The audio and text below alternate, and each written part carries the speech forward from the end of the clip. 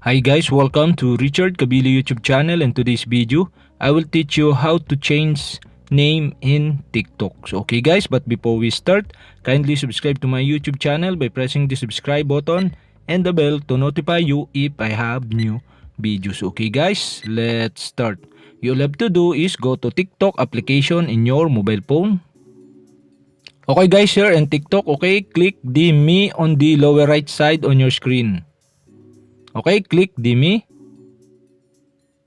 Okay guys, after that, click the edit profile.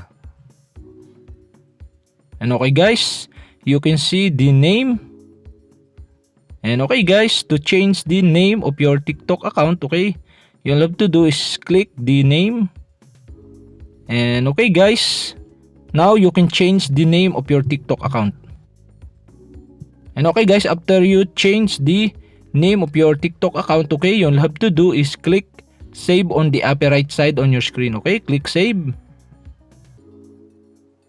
And okay guys, we have successfully changed the name of your TikTok account. So okay guys, that's it. And okay guys, if you have a question, kindly comment below, and don't forget to hit the subscribe button and the bell to notify you if I have new videos. Okay guys, thank you for watching.